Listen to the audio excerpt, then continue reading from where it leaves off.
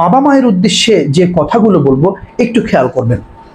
আপনার ছেলে, আদরের ছেলে মেয়েকে আপনি মানুষ করছেন, মানুষ করার ক্ষেত্রে আপনার কোনো সীমানা নেই, কোনো এরিয়া নেই যে এই এরিয়ার মধ্যে থেকে আমার সন্তানটাকে আমি মানুষ করব। আপনি উন্মুক্ত জায়গায় ছেড়ে দিচ্ছেন। তার হাতে আপনি মোবাইল, অ্যান্ড্রয়েড ফোন দিয়ে দিচ্ছেন, আপনি তার হাতে দিয়ে দিচ্ছেন ল্যাপটপ, আপনি তার হাতে দিয়ে দিচ্ছেন টেলিভিশনের রিমোট। উন্মুক্ত এক দুনিয়াতে ছেলে মেয়ে তারা ছোটবেলা থেকে কার্টুন দেখছে, এক কার্টুন, বিড়াল এক কার্টুন অন্য বিড়ালকে চুম্বন করছে। আপনি ভাবেন আমরা কোথায় আছি আজকে? অনলাইন অফলাইন কোথায় চলে গিয়েছে? একটা ইঁদুর কার্টুন অন্য ইঁদুর কার্টুনকে চুম্বন করছে। আপনার ছেলেটা, আমাদের ছেলে মেয়েরা এগুলো দেখছে, অতি সহজেই তারা একজন একজনকে চুম্বন করছে। এটা একটা কমন জিনিস হয়ে গিয়েছে।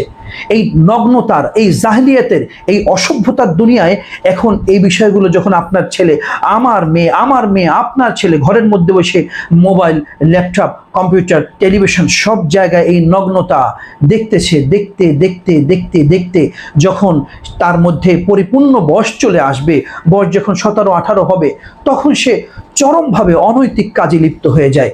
যারই বাস্তব প্রমাণ হলো এই যে খুলনায় কিশোরীকে হত্যা করা হয়েছে, তার মেয়েটা বিভিন্ন ছেলেদের সাথে অনৈতিক কাজ, একাধিক ছেলের সাথে প্রেম, অনৈতিক কাজে যখন লিপ্ত হলো, বাবা মায়ের মধ্যে চরম দ্বন্দ্ব, পারিবারিক কলহ শুরু হলো এই মেয়েটাকে কেন্দ্র করে।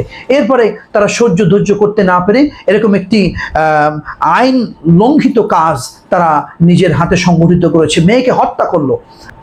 মেয়েটার বয়স 10 বছর, ওকে আমি উন্মুক্ত পরিবেশে ছেড়ে দিলাম। ছেলে মেয়েদের সাথে, কাজিনের সাথে, গার্লফ্রেন্ড বয়ফ্রেন্ড পর্যাপ্ত ঘোরাফেরা করছে উন্মুক্ত পরিবেশে, তার কোনো বাধা নেই, কোনো বাধা আপনি দিচ্ছেন না। কিন্তু হঠাৎ করে যখন একটি চরম পর্যায়ে বিষয়টা যখন একটি ভয়াবহ রূপ ধারণ করে, তখন আপনি তার উপরে শাসন করতেছেন। আপনার শাসন তো সে শুনবে না। আপনাকে শাসন ওই সময়ে করতে হবে যখন সে ছোট থাকবে, তাকে নৈতিকতা শিক্ষা দিতে হবে।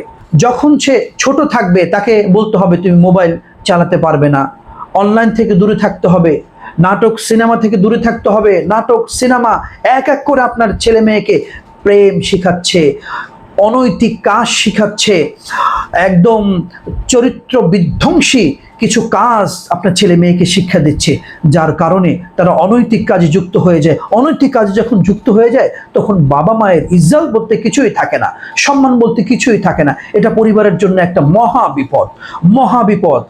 বাবা মায়ের অনেক স্বপ্নের ধন ছেলে মেয়ে, যখন স্বামী স্ত্রীর সন্তান সন্ততি থাকে না, তখন তাদের বুক ভরা একটা আশা থাকে একটি সন্তান হবে, ওকে তত্ত্বাবধান করবে, ওকে নিয়ে খেলতে যাবে, ওই ছেলে মেয়েকে নিয়ে ঘুরতে যাবে, ওই ছেলে মেয়ের জন্য কেনাকাটা করবে, ওই ছেলে মেয়েকে স্কুলে নিয়ে যাবে, ওই ছেলে মেয়েকে বিভিন্ন প্রতিষ্ঠানে ঘোরাতে নিয়ে যাবে।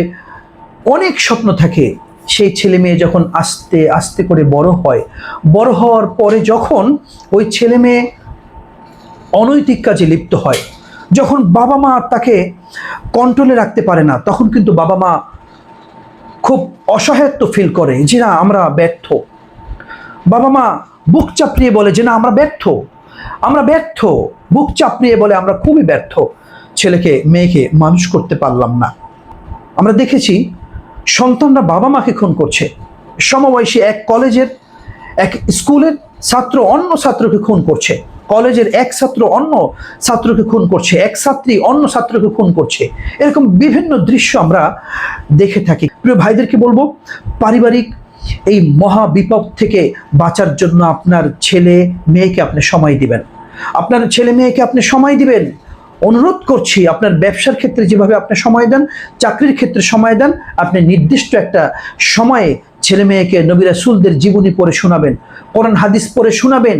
এগুলো হলো নূর, এগুলোর মাধ্যমে আপনার ছেলে মেয়ের পরিবর্তন হবে, তারা চরিত্রবান হবে, তারা নামাজি হবে, তারা কোরআন হাদিস পড়ে পড়ে ধার্মিক হবে, পিতামাতার কথা শুনবে, অশালীনতার জীবন থেকে ফিরে এসে তারা একটি সুন্দর জীবন তারা গঠন করবে।